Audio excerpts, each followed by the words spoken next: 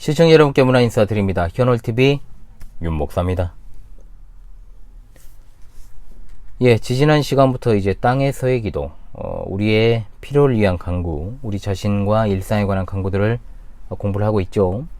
땅에서의 간구 세 번째이자 전체로 따지면 이제 여섯 번째 간구는 시험에 들게 하지 마시옵고 다만 악에서 구하옵소서입니다. 앞선 일용할 양식과 죄 용서함에 대한 간구가 얼마나 밀접하고 함께 가는 것인지를 거기에 대해서 이제 설명을 했습니다만, 앞선 두 가지의 간구에 비해 시험에 대한 간구를 우리가 소홀히 할 여지가 많고 또 실제로도 그러해요. 하나님의 백성이자 자녀인 성도는 언제나 영적인 전쟁의 현장에 놓여 있고 또 전쟁을 수행 중에 있습니다. 전쟁을 수행하기 위해서 저도 레몬 비타를 좀 마시도록 하겠습니다.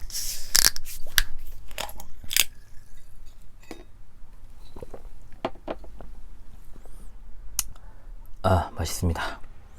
모든 간구가 그렇듯 다섯째 간구와 여섯째 간구도 하나로 이해를 해야 됩니다. 죄를 용서하여 주시기를 간구하려면 악한 자의 시험에 빠지지 않게 해달라고 기도해야 되는 것이죠. 여섯째 간구가 있어야 다섯째 간구의 의미가 있다는 겁니다. 여섯 번째 간구가 약해져 버리면 다른 간구도 이제 마찬가지로 약해지는 특성을 갖습니다. 우리 스스로는 너무 약합니다. 다단한 순간도 이제 버티기 힘들죠. 베드로 사도가 그렇게 말했지 않습니까? 모두가 주를 버려도 나는 결코 버리지 않겠다. 그런데 그 어떤 제자보다도 확실하게 강력하게 예수님의 뒤통수를 때렸죠. 이것이 오늘 살아가는 우리에게 던지는 메시지는 매우 큽니다. 성도는 세 가지 적에 맞서 싸우고 있습니다. 세상과 마귀와 나 자신의 소욕. 세 가지 원수는 늘 연합작전을 펴니다. 이들의 무기는 언제나 거짓말 그리고 속이는 겁니다. 마귀는 에덴 동산 시절부터 거짓말하는 자로 등장합니다. 그는 처음부터 거짓말쟁이였습니다. 항상 그런 식으로 죄의 길로 유혹을 하지요. 어떻게 해서든 인간으로 하여금 세상의 가치관에 흠뻑 빠지게 만들어 또 하나님이 정하신 길을 정말 벗어나도록 일탈하도록 만드는 것이 원수의 목적 아니겠습니까? 특히 마귀의 다른 이름은 시험하는 자라는 것을 기억하십시오. 그는 악한 자입니다. 속이는 자입니다. 미혹하는 자입니다. 애가 기도해서 보통 우리는 다만 악에서 구하시옵소서라고 이제 간구를 하지 않습니까?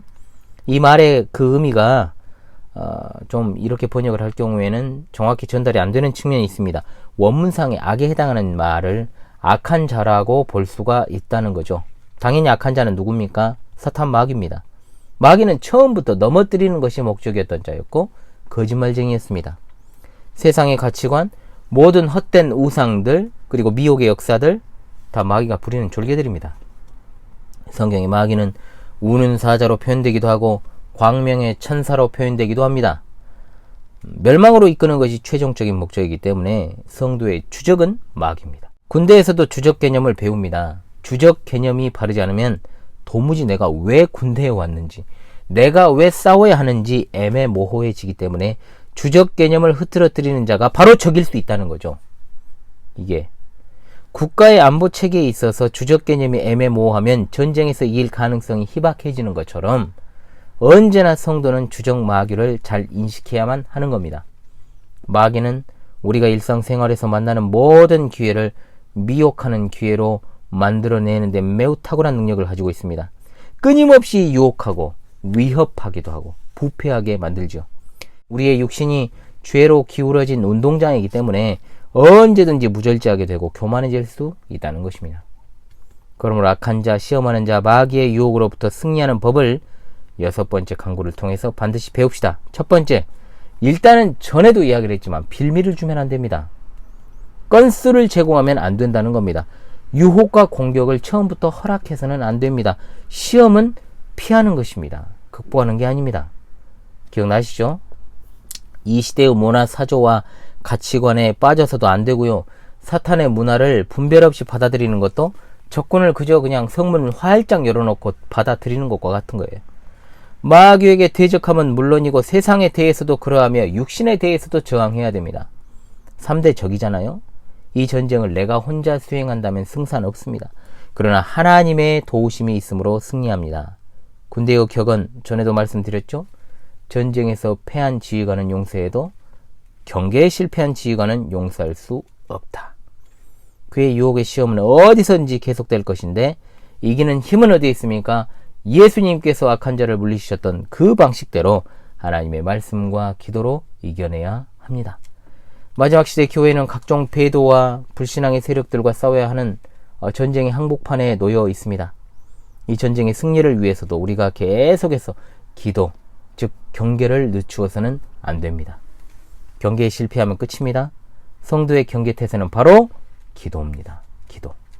육신의 정욕, 안목의 정욕, 이생의 자랑과 같은 그 모든 것들이 다 이 세상에 속하는 것들로 항상 성도의 주변을 배회하고 있습니다. 매우 눈으로 노리고 있습니다. 언제든지 우리를 넘어뜨리는 것들이므로 유혹의 빌미를 주지 않으려면 그 근처에 서성거리는 일도 하면 안 되고 그 근처에 가서도 안 됩니다. 우리 속담 중에 호랑이를 잡으려면 호랑이 굴에 들어가야 된다? 웃기는 소리입니다.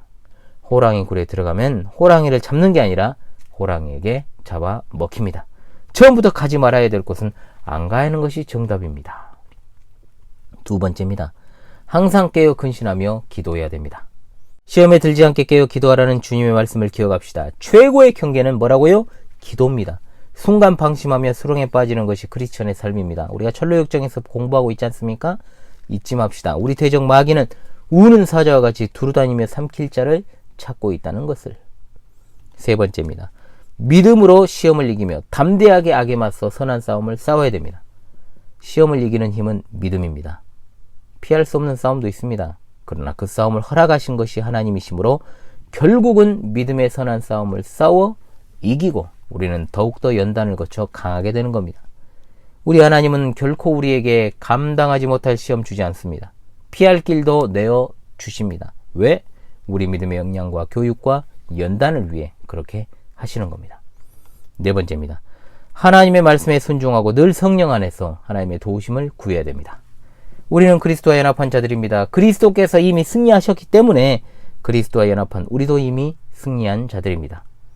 나의 힘과 능으로 싸우는 것이 아닙니다. 주 예수 그리스도의 이름으로 나아가며 승리하는 것이죠. 싸움의 무기는 따로 있는 것이 아니라 바로 말씀의 검입니다. 주님께서 마귀를 물리치실 때 말씀의 검으로 물리치셨는데 우리가 무슨 수로 어떤 방향으로 물리칠 수 있겠습니까? 오직 그리스도의 본을 따라야 됩니다. 갈라디아서 5장 16절에 17절에 너희는 성령을 따라 행하라. 그리하면 육체의 욕심을 이루지 아니하리라. 육체의 소욕은 성령을 거스르고 성령은 육체를 거스르나니 이 둘이 서로 대적함으로 너희가 원하는 것을 하지 못하게 하려 함이니라. 아멘. 그런데 많은 경우 교회에서 시험에 들다는 것을 너무나도 여기저기 갖다 붙입니다. 번역상의 오류도 있는데 기본적으로 여기서 시험에 들다는 말은 시험을 당한다는 말이 아닙니다. 즉 이 기도는 시험에 직면하지 않게 해주라는 기도가 아니고 시험에 굴복하지 않도록 우리를 이끌어달라는 기도예요. 시험이 없을 수 있습니까? 살아가면서 유혹이 어떻게 없고 우리 신앙의 성숙을 방해하는 요소들이 어떻게 없을 수 있냐 이 말입니다. 지금도 있는데요. 지금도 말씀을 못 듣게 하는 각종 잡생각들, 예배 끝나고 먹을 밥에 대한 생각, 어떻게 놀아야 될까? 잠이 오는데 오늘은 몇 시 버스를 타고 가야 되나? 피곤한데 우리 교회로 따진다면 제네바 악당까지 어떻게 버틸까? 여러 가지 시험에 직면해 있죠. 문제는 시험이 닥쳤을 때 그것에 굴복하느냐 아니면 싸워 이기느냐. 따라서 우는 사자같이 삼킬 자를 두루 찾는 사탄이 영원히 멸망하지 않는 한 우리에게 시험은 주님의 심판 때까지 그리고 우리가 주님 곁으로 가게 되는 날까지 계속될 수밖에 없습니다. 따라서 예수님을 따르는 제자들은 예나 지금이나 주님이 가르쳐 주신 대로 스스로의 의지로 굴복하거나 외부적 힘에 의하여 끌려 들어가지 않기를 위해서 항상 기도해야 하는 겁니다. 이런 의미를 잘 생각하시면서 예가 기도를 통해서 은혜를 받을 수 있기를 바랍니다. 이런 의미는 생각 안 하고 함부로 시험 들었단 말을 하면 안 돼요, 여러분. 설교가 자기 마음에 안 든다고 시험 들었다? 교회 안에서 특정 성도와 트러블이 있어서 시험 들었다? 목사가 사랑이 없어서 시험 들었다? 사모님이 정이 없어서 시험 들었다? 등등등. 사실 이런 것은 시험의 범주에 들어가지 않는 겁니다. 본인의 신앙 인격이 미성숙하거나 선천적으로 꼬인 기질이 있어서 그런 거지 무슨 외적 환경이 자신을 시험해서 교회를 이탈하고 다른 교회에 옮겨 다니고 신앙생활에 흥미를 잃는 것 아닙니다. 핑계는 천가지 만가지죠. 물론 저는 목사잖아요. 교회의 가장 큰 문제의 원인은 목사에게 있다고 보는 사람입니다. 목사지만 그럼에도 불구하고 성도들의 어떤 신자들의 영적인 수준이 상당히 미성숙할 때가 많다는 것을 염두에 두고 바르게 신앙생활, 기도생활 해야 됩니다. 본 채널을 구독하시며 시청하시는 소중한 여러분, 마땅히 우리가 강구해야 될 것을 강구해야 됩니다. 우리 신앙에 방해가 되는 요소들이 우리를 억누르고 압박하여 우리가 그것에 굴복하지 아니하도록, 그리고 궁극적으로 우리의 신앙의 정절, 즉 순결을 파괴하려고 하는 악한 자로부터 오는 온갖 외부적인 시험과 시련에서부터 하나님의 구원을 간절히 갈망해야 될 것입니다. 아무것도 아닌 정말 인간적인 문제, 그런 걸 가지고 신앙이 흔들리고 교회를 나가고 목사나 다른 성도와 불화하고 이 교회 저 교회에 옮겨 다니면 안 되는 겁니다. 다시금 말씀드립니다. 하나님의 말씀의 원뜻을 바르게 깨달아 알아 실천하는 것이 진정한 성도이고 또한 바르게 기도하는 자의 모습입니다.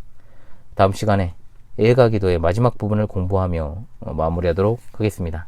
여러분 이번 시간도 수고하셨습니다. 지금까지 히어널TV 윤목사였습니다. 감사합니다.